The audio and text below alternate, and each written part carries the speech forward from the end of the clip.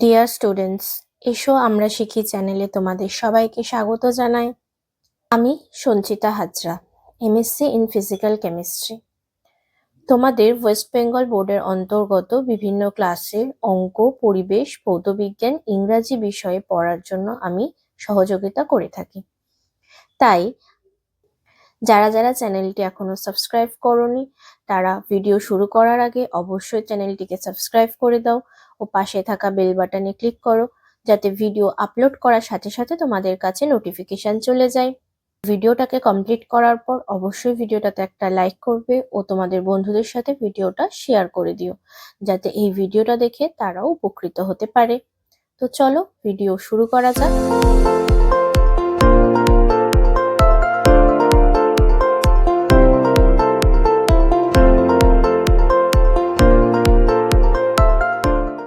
আজ আমরা পড়ব ক্লাস 6 এর পরিবেশ ও বিজ্ঞান।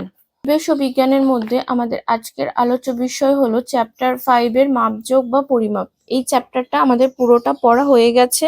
তার দুটো ভিডিও আমি অলরেডি আপলোড করে দিয়েছি। যারা যারা দেখোনি তারা অবশ্যই ডেসক্রিপশন থেকে দেখে নেবে। আজ একটা এই চ্যাপ্টারের ইম্পর্টেন্ট অংশ তোমাদের সাথে আলোচনা করব, সেটা হচ্ছে এই চ্যাপ্টারটার থেকে কি কি প্রশ্ন উত্তর আসতে পারে। ঠিক আছে, কি কি প্রশ্ন আসতে পারে সেটা আমি আলোচনা করব এবং তার সাথে সাথে তোমাদেরকে উত্তরও দেব। ঠিক আছে, তো আজকের ভিডিওটা ভীষণ ইম্পর্টেন্ট। তো চলো চটপট শুরু করা যাক। এই চ্যাপ্টারের প্রথম যে ইম্পর্টেন্ট প্রশ্ন সেটা হচ্ছে পরিমাপ কাকে বলে এবং দৈনন্দিন জীবনে পরিমাপের প্রয়োজনীয়তা কি। ঠিক আছে, পরিমাপ কাকে বলে? কোনো পূর্ব নির্দিষ্ট ও স্বীকৃত নিয়মের ভিত্তিতে কোনো প্রাকৃতিক বিষয় বা ভৌত রাশি মাপার পদ্ধতিকেই সাধারণভাবে পরিমাপ বলা হয়। ডেফিনেশন কিন্তু এদিক ওদিক লেখার মতো থাকে না, ডেফিনেশন কিন্তু একদম লাইন টু লাইন মুখস্থ করতে হয়। ঠিক আছে, আর দৈনন্দিন জীবনে পরিমাপের প্রয়োজনীয়তাটা কি, এটা তোমরা যতটা বুঝেছো চ্যাপ্টারটা সেটার ওপর বেশ করে তোমরা কিন্তু নিজেদের মতো করে লিখতে পারো। এখানে 3টে পয়েন্ট দেওয়া রয়েছে, তোমরা সেখানে 4টেও করতে পারো, 3টে পয়েন্ট চেঞ্জও করতে পারো। ঠিক আছে, তো পরিমাপের প্রয়োজনীয়তা কি? আগেও যেমন বলেছি যে একটা ব্যক্তির দৈর্ঘ্য মাপার জন্য, মানে সে কতটা লম্বা হয়েছে সেটা মাপার জন্য আমাদের পরিমাপের প্রয়োজন হয়। বা ধরো কোন দুটো মানুষের মধ্যে কার ওজন বেশি সেটা মাপতে গেলেও আমাদের পরিমাপ জানা দরকার, যে তার কিভাবে মাপবো, কি একক ব্যবহার করব, এগুলো আমাদের দরকার। বা আর একটা জিনিসের জন্য পরিমাপের আমাদের ভীষণ প্রয়োজন হয়, সেটা হচ্ছে যে সময়। সময় মাপার জন্য কোন সময় স্কুল যেতে হবে, একটা নির্দিষ্ট সময় থাকে, তাহলে সেটার মান বোঝার জন্য আমাদের কিন্তু পরিমাপের প্রয়োজন পড়ে। এছাড়াও আমি রান্নার ক্ষেত্রে বলেছিলাম, বা দোকান থেকে কোনো জিনিসপত্র মালপত্র কেনার ক্ষেত্রে। ঠিক আছে, তাহলে এই সমস্ত এইগুলো তখনও কিন্তু আমাদের পরিমাপের প্রয়োজন পড়ে, যে আমি কতটা জিনিস কিনবো, কতটা পরিমাণ বা কতটা পরিমাণ কোনো নুন বা তেল বা মশলাপাতি রান্নায় দেব, এই সব কিছু কারণের জন্য আমাদের পরিমাপ কিন্তু ভীষণ গুরুত্বপূর্ণ। নেক্সট যে প্রশ্নটা ইম্পর্টেন্ট সেটা হচ্ছে ভৌত রাশি বা প্রাকৃতিক রাশি কাকে বলে এবং এই রাশিগুলো মাপতে, ভৌত রাশি মাপতে কি প্রয়োজন হয়। তাহলে ভৌত রাশি কাকে বলে, ডেফিনেশন কিন্তু লাইন টু লাইন মুখস্থ করবে, যেমন লেখা আছে সেরকমই কিন্তু মুখস্থ করতে হবে। আর এইগুলো মাপতে ভৌত রাশির মধ্যে কি কি আছে, দৈর্ঘ্য, ভর, সময়, আয়তন, বেগ। এগুলো মাপার জন্য দৈর্ঘ্য মাপার জন্য স্কেল লাগে, ভর মাপার জন্য তুলাযন্ত্রের দরকার হয়, সাধারণ তুলাযন্ত্র। সময় মাপার জন্য ঘড়ি লাগে, আয়তন মাপার জন্য আয়তন মাপক চোঙ লাগে। বেগ রয়েছে নেক্সট যে ইম্পর্টেন্ট প্রশ্নটা রয়েছে সেটা হচ্ছে ভৌত রাশি কয় প্রকার ও কি কি, এবং রাশিগুলোর উদাহরণ সহ সংজ্ঞা দাও। তাহলে পড়েছি আমরা ভৌত রাশি 2 প্রকার, মৌলিক রাশি ও লব্ধ রাশি। ঠিক আছে, ডেফিনেশন গুলো কিন্তু লাইন টু লাইন মুখস্থ করবে। নেক্সট, ভৌত রাশি পরিমাপের একক এবং এককের বিভিন্ন প্রকারভেদগুলো লিখতে বলেছে। তাহলে পরিমাপের একক কাকে বলে সেটা কিন্তু মুখস্থ করবে, যে এককের ডেফিনেশন ইম্পর্টেন্ট, এবং প্রকারভেদ মৌলিক রাশি লব্ধ রাশি যেমন রয়েছে ঠিক একইভাবে একককেও দুটো ভাগে ভাগ করা হয়েছে, মৌলিক একক এবং লব্ধ একক। মৌলিক রাশির যে এককগুলো সেগুলো হচ্ছে মৌলিক একক, আর লব্ধ রাশির যে এককগুলো সেগুলো হচ্ছে লব্ধ একক। হচ্ছে লব্ধ একক। এখানে একটা রয়েছে জেনে রাখার মধ্যে একক বিহীন রাশি। এটা কিন্তু একটুখানি পড়ে নেবে যে একক বিহীন রাশি কাকে বলে। পরিমাপের এককের প্রয়োজনীয়তা কি, একক কেন দরকার। আমি যদি বলি আমাকে 10 দাও, বুঝবে দোকানদার যে আমি কি চাইছি। বললাম আমাকে 10 চিনি দাও, 10 গ্রাম বলছি না 10 কেজি বলছি, সেটা তো বুঝতেই পারবে না দোকানদার, কনফিউজড হয়ে যাবে। তাহলে সেই জন্য আমাদের অবশ্যই পরিমাপের জন্য কতটা পরিমাণ আমি চাইছি সেটা বোঝানোর জন্য এককটা আমাদের ভীষণ দরকার। বা ধরো আমি তোমাকে কেউ ঘড়ির টাইম জিজ্ঞাসা করছে, তুমি বললে 9 বাজে, সেটা 9 AM না 9 PM আমি যদি না বলি, তাহলে ধরো কোনো অন্ধ মানুষ যদি সে কি বুঝতে পারবে যে সেটা সকালের কথা বলছে না রাতের কথা বলছে, বোঝা যাবে না। তাহলে এককের ভীষণ রকম প্রয়োজনীয়তা রয়েছে। নেক্সট একটা ইম্পর্টেন্ট প্রশ্ন রয়েছে, সেটা হচ্ছে একক পদ্ধতি কি, প্রচলিত একক পদ্ধতিগুলো কি কি, এবং এসআই একক বলতে কি বোঝো, এই পদ্ধতি ব্যবহারের সুবিধাগুলো কি। এই প্রশ্নটা কিন্তু ভীষণ ইম্পর্টেন্ট, স্ক্রিনে দেওয়া রইলো, স্ক্রিনটা পজ করে তোমরা কিন্তু এই জায়গাটা ভালো করে পড়ে নেবে। এসআই পদ্ধতি ব্যবহারের সুবিধাগুলো 3টে পয়েন্ট রয়েছে এখানে, 3 নম্বর পয়েন্ট এখানে রয়েছে।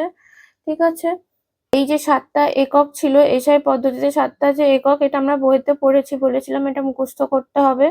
প্রাচীনকালে গ্রীসে একক হিসাবে, দৈর্ঘ্যের একক হিসাবে কি ব্যবহার করা হতো, এটা আমরা পড়েছি বিঘত বা ঘাত, মানে 1 হাত বা 1 চক্র, এইভাবে পরিমাপ করা হতো, এটা আমরা বইতে পড়েছি। আর এর অসুবিধাগুলো কি ছিল সেটাও আমরা তখন কিন্তু বইয়ের পড়ার মধ্যে কিন্তু আলোচনা করে নিয়েছিলাম, যে সবার ব্যক্তির তো হাতের তালুর মাপ এক না, সবার যদি এক হতো তাহলে এইভাবে পরিমাপ করা সম্ভব হতো। তাও কিন্তু যেহেতু সবার আলাদা আলাদা, তো সবার ক্ষেত্রে যদি 1 মিটারের যতটা দৈর্ঘ্য হওয়া উচিত সেটা যদি সবার ক্ষেত্রে আলাদা আলাদা হয়, তাহলে সেটার কোনো প্রয়োজনীয়তাই নেই, সেটা আমরা ব্যবহার করতে পারবো না একটা স্ট্যান্ডার্ড মাপ হিসাবে।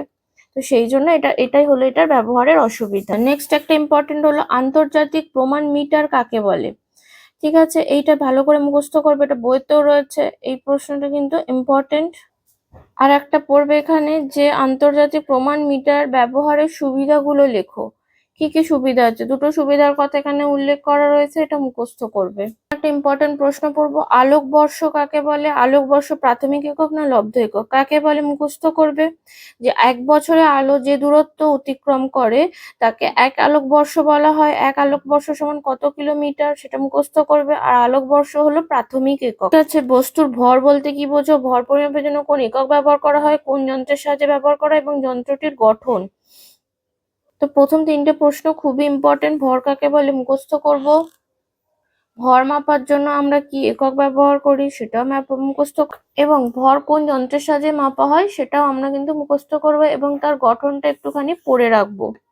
এই ক্ষেত্রফল কাকে বলে, আয়তন কাকে বলে, এই ডেফিনেশন গুলো কিন্তু একটু মুখস্থ করে রাখবো। ক্ষেত্রফল কাকে বলে এটা মুখস্থ করে নেবে, এবং এই দুটো সূত্র কিন্তু দেখে রাখবে। নেক্সট এখানে আয়তন কাকে বলে এটাও কিন্তু মুখস্থ করে নেবে। আসছে ঘনত্ব কাকে বলে, এটাও কিন্তু ইম্পর্টেন্ট, ঘনত্ব কাকে বলে। পর্ষদ নমুনা প্রশ্ন রয়েছে, প্রশ্নটা কিন্তু বেশ বড়, তোমরা একটু ভালো করে পড়বে, যদি সম্ভব হয় তো মুখস্থ করে নিতে পারো। এই প্রশ্নটা কিন্তু পর্ষদের প্রশ্ন। একটি জলে অদ্রাব্য কঠিন বস্তুর বা ছোট পাথরের আয়তন এবং ঘনত্ব কিভাবে নির্ণয় করবে, একটা পরীক্ষার সাহায্যে এখানে বোঝানো রয়েছে। ঠিক আছে, দেখো এটা পড়বে, পড়ে যদি তোমাদের কোনো সমস্যা হয় তাহলে সেটা আমাকে কমেন্ট বক্সে জানাবে। রয়েছে সময় কাকে বলে, সময় কাকে বলে, কোন যন্ত্রের সাথে সময় পরিমাপ করা হয়, এবং কোনো ঘটনার সময় পরিমাপ কিভাবে করা হয়। এই 3টে প্রশ্নের উত্তর কিন্তু মুখস্থ করে নেবে। নেক্সট সৌরদিন কি, এটাও ইম্পর্টেন্ট প্রশ্ন, মুখস্থ করবে।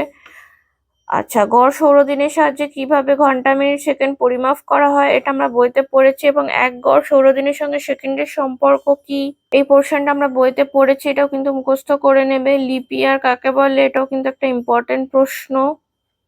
ঠিক আছে, স্টপ ওয়াচ কি এবং এটা কিভাবে কাজে লাগে, এটাও কিন্তু একটা ইম্পর্টেন্ট প্রশ্ন, মুখস্থ করবে। নেক্সট রয়েছে digital stop watch, digital stop ওয়াচটাও কিন্তু মুখস্থ করে রাখবে। আচ্ছা, এখানে একটা ইম্পর্টেন্ট প্রশ্ন রয়েছে, সেটা হচ্ছে যে আন্তর্জাতিক এসআই একক তৈরি করা হয়েছিল কেন। এটা কিন্তু মুখস্থ করবে। ইম্পর্টেন্ট প্রশ্ন, এটা ভীষণ ইম্পর্টেন্ট প্রশ্ন হলো কোন যন্ত্রের সাহায্যে উদ্ভিদের বৃদ্ধি পরিমাপ করা হয় এবং ওই যন্ত্রের গঠন বর্ণনা করো এবং ওই যন্ত্রের সাথে কিভাবে উদ্ভিদের বৃদ্ধি পরিমাপ করে তার চিত্র সহ বর্ণনা করো। এই প্রশ্নটা কিন্তু ভীষণ ইম্পর্টেন্ট, এই প্রশ্নটা কিন্তু মুখস্থ করবে। এই আর্ক অক্সানোমিটারের এই প্রশ্নটা এবং এখানে ছবি সহ যে ব্যাখ্যাটা রয়েছে এই পুরোটাই কিন্তু আমাদেরকে মুখস্থ করতে হবে একদমই। সূত্র অবধি বৃদ্ধির হারের সূত্র কি, বৃদ্ধির পরিমাপ বাই বৃদ্ধির সময়। আচ্ছা, নেক্সট কটা ইম্পর্টেন্ট জিনিস হলো পার্থক্য। পার্থক্যগুলো আমরা কিন্তু মুখস্থ করে রাখবো। মৌলিক রাশি আর লব্ধ রাশির মধ্যে কিন্তু পার্থক্য, 4টে পয়েন্ট রয়েছে, 4টে পয়েন্টই কিন্তু মুখস্থ করব। নেক্সট রয়েছে মৌলিক একক, লব্ধ একক, এটাও মুখস্থ করতে হবে। ক্ষেত্রফল, আয়তন পড়ে রাখবে। সৌরদিন, গড় সৌরদিন, এটাও পড়ে রাখবে। আর ইম্পর্টেন্ট হচ্ছে উদ্ভিদের বৃদ্ধি, প্রাণীর বৃদ্ধি, এটা কিন্তু ভীষণ ইম্পর্টেন্ট। এই পার্থক্যটা কিন্তু ভালো করে মুখস্থ করবে। তাহলে প্রথম যে দুটো পার্থক্য বললাম সেই দুটো, অর্থাৎ দুই এককের মধ্যে পার্থক্য এবং দুই রাশির মধ্যে পার্থক্য, আর উদ্ভিদের বৃদ্ধি, প্রাণীর বৃদ্ধি, এই দুটো বৃদ্ধির মধ্যে পার্থক্য, এই তিনটে পার্থক্য কিন্তু খুব ভালো করে মুখস্থ করতে হবে। কিছু ইম্পর্টেন্ট সূত্র এখানে দেওয়া রয়েছে প্রয়োজনীয় সূত্রাবলীর মধ্যে। এই সূত্রগুলো কিন্তু সবকটা ভালো করে মুখস্থ করে রাখবো। একদিকে যেমন সেই এসআই এককের 7টা একক ছিল, ওগুলো বলেছিলাম ভালো করে মুখস্থ করতে, তেমনি এই সূত্রগুলো কিন্তু ভালো করে মুখস্থ করে রাখবে। আচ্ছা, তো এখানে আমাদের চ্যাপ্টার 5টা পুরোপুরিভাবে কমপ্লিট হয়ে গেল। প্রশ্ন উত্তরও সব আলোচনা হয়ে গেল। ভিডিওটা ছেড়ে যাওয়ার আগে ভিডিওটাতে অবশ্যই একটা লাইক করবে, শেয়ার করবে ও চ্যানেলটিকে সাবস্ক্রাইব করে রাখবে।